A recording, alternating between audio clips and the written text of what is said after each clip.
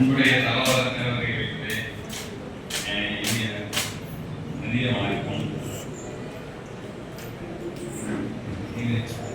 தேவேந்திர அறக்கட்டளை திருச்சி மாவட்ட தலைவர்கள் நடத்தும் இந்த வரலாறு நடத்தும் இந்த இனிய விழாவிற்கு முதலில் என்னை வாழ்த்துக்கள் சிறப்பு நன்றி தெரிவித்துள்ளேன். போன தடவை இதே பரிசளிப்பு விழாவில் நான் கலந்து கொள்ள முடியவில்லை. இந்த தடவை கலந்து கொள்கிறேன். போன தடவை ஒரு ஸ்டேட் ஃபர்ஸ்ட் ஒரு மாணவி வந்து பரிசு பெறுவது எனக்கு ஞாபகம் இருக்கிறது. ஆனால் அந்த பணம் நான் அன்பளிப்பாக கொடுக்க முடியவில்லை நேராக அந்த மாணவிக்கு. இந்த தடவை நான் என்னுடைய கான்ட்ரிபியூஷன் மாணவிகளுக்கு பரிசு பெற்ற மாணவி நேராக கொடுக்க விரும்புகிறேன். மற்றும் இங்கே உள்ள சகோதரிகளுக்கு மாணவ செல்வங்களுக்கு சொல்லிக் கொடுவது என்னவென்றால், நம்மளுடைய சமுதாயம் இப்போ டெவலப்பிங் சமுதாயம் என்று எல்லாரும் சொல்லுகிறார்கள். அதை நிச்சயமாக அப்ரிசியேட் பண்ணிக்கிறேன். ஆனால் நீங்கள் படிப்பு மட்டும்தான் நமக்கு சொத்து, நம்மள நேரம் பணம் அதை வச்சுக்கிட்டோம்னா ஒன்றுமே நம்ம சமுதாயத்தில் ஈக்குவலிட்டி எதிர்பார்க்க முடியாதது. அந்த படிப்பு எந்த அளவுக்கு நீங்கள் இருக்கிறீங்களோ அதையோ ஒன்று தான் நமக்கு வந்து பட்டிய வெளியேற்றத்துக்காக நீங்கள் எப்படி சமுதாயத்தில் ஈக்குவாலிட்டி இல்லைன்னு சொல்றீங்க, அது இருக்கு. அதை நீங்கள் ஆட்டோமேட்டிக்காக படிப்பில் முன்னேறினீங்கன்னா ஈக்குவாலிட்டி நிச்சயமாக நீங்கள் வெற்றி பெற முடியும் என்று சொல்கிறேன். இன்னொன்று சொல்ல கடமைப்பட்டிருக்கிறேன். கடந்த 10 ஆண்டுகளாக இந்த பரிசளிப்பு விழா நடந்து கொண்டிருக்கின்றன. இதுவரை பரிசு பெற்றவர்களுடைய நிலைமை என்ன, அவர் என்ன ஸ்டேட்டஸ் இருக்கிறார்கள், அவர் கல்லூரியில் சென்றார்களா, அதுக்கு வேலைக்கு சென்றார்களா, அந்த ஃபீட்பேக் வாங்கி அவர்களே அழைத்திருக்க வேண்டும். சப்போஸ் சில மாணவர்கள் +2 படித்து முடித்திருக்குங்க, படிப்புக்கு பணம் இல்லாமல் பாதையில் நின்றிருப்பார்கள். அவர்களை தூக்கி விடுவதற்கான இந்த சந்தர்ப்பத்தை அவருக்கு ஏற்படுத்தி தந்திருக்க வேண்டும். அது அட்லீஸ்ட் அடுத்த இதுலையாவது இதுக்கு முன்னாடி வாங்கியிருப்பார் மாணவிகள், நல்ல மாணவிகள் எடுத்து படிக்க முடியாத மாணவிகள் யாராவது இருந்தால் நிச்சயமாக நான் உதவிகளுக்கு தயாராக இருக்கிறேன். ஆனால் அந்த மாணவிகளுடைய ஃபீட்பேக் என்ன நிலைமையில இருக்காங்க, வேலைக்கு போறாங்களா, பண வசதி இல்லாதனால இந்த டிபார்ட்மெண்ட் அதெல்லாம் தெரியணும்.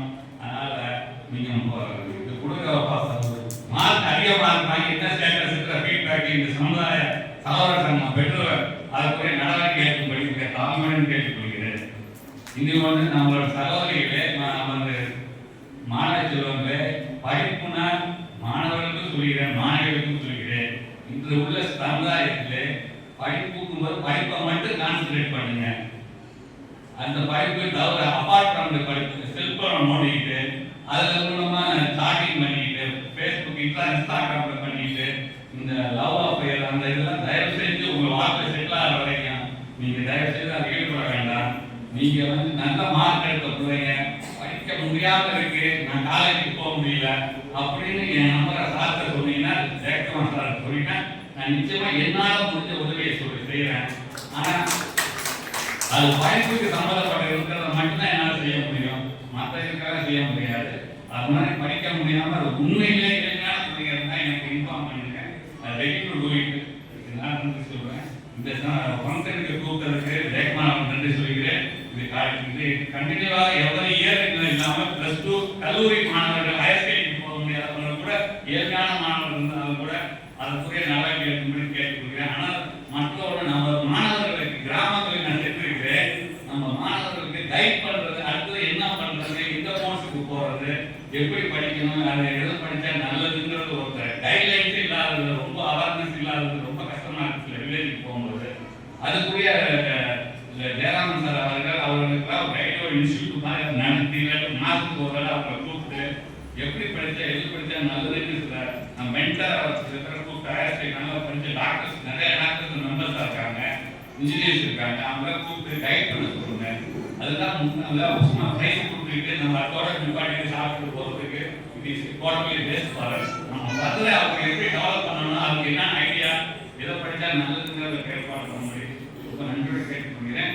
ரொம்ப தேவையாக உள்ளவங்க நாட்டிலே 10th +2 கல்லூரி போக முடியாதவங்க இருந்தால் என்னை தொடர்பு கொள்ள முடியும். தாழ்மையுடன் கேட்டுக்கொள்கிறேன். நன்றி, வணக்கம்.